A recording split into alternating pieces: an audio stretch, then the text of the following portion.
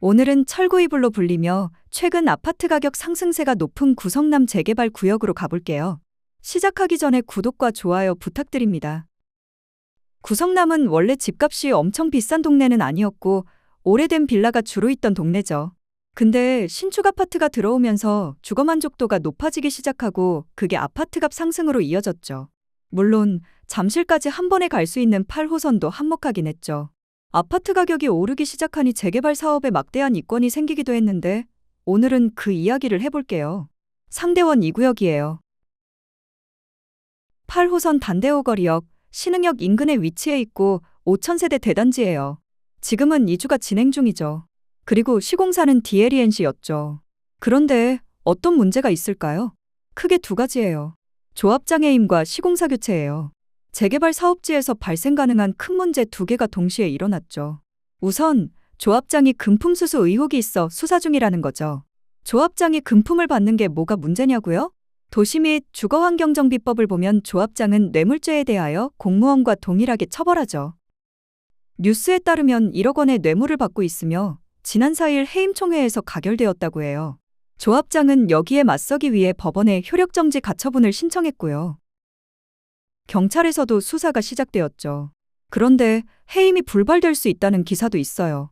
조합원의 철회 의사가 담긴 서면 의결철에서 851장을 조합장이 갖고 있었는데 비대위에서 수령을 거부하였다는 거죠.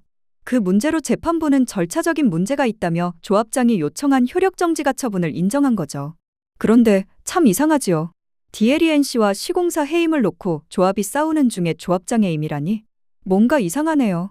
마치 뒤에서 누군가 비대위를 조정하는 느낌이랄까요. 아무튼 조합장이 살아남아 지난 4월 11일 시공사 해임 및 신규 시공사 선정 총회가 진행되었죠. 조합에서는 시공사를 갑자기 왜 변경하려고 할까요? 2021년에 DLENC와 상대원 2구역 조합은 도급 계약을 체결하였는데 최근에 공사비 증액과 하이엔드 브랜드 적용을 놓고 갈등이 시작됐죠. 결국 조합은 지난 3월에 대의원 총회까지 열어 시공사 해임 및 신규 시공사 계약을 안건으로 의결했죠. 그래서 4월 11일 총회를 하였고 의제는 두 개 DLENC의 해임과 신규 시공사인 GS건설 선정이었는데요. DLENC와의 해임은 통과되었죠. 90%가 넘는 압도적인 지지로 말이죠. 그런데 신규 시공사의 선정은 불가능하였죠. 왜냐면 도시 및 주거환경정비법 45조 10항에 따르면 시공사 선정과 같은 중요한 의제는 조합원 과반수 이상이 직접 참석해야 하는데 그 숫자가 부족하여 의결이 불가능했던 거죠. 조합원 수 2,269명 중 1,135명 이상이 참석해야 하는데 1,120명만이 참석한 거죠. 결론적으로 총회를 다시 해야 하는 거죠. 시공사를 다시 선정하는 게 문제가 아니라 이미 PF가 진행 중일 텐데 PF 이자를 DL에서 지급하지 않을 게 확실하거든요. 물론 한두 달 안에 해결하면 문제야 없겠지만 이게 말처럼 쉽지는 않을 거예요. 재개발, 재건축 투자는 자식에게 물려준다는 이야기가 있죠. 정말 오랜 시간 기다려야 한다는 거예요.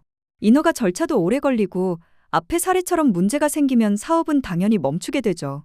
이주가 시작되었으니 당연히 PF 이자가 계속 나가고 있을 것이고 그 액수도 상당할 거예요.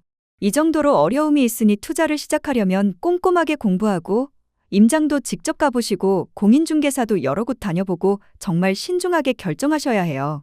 모든 투자의 책임은 본인이 지는 거니까요. 다음에 더욱 재밌는 부동산 이야기로 오겠습니다. 감사합니다.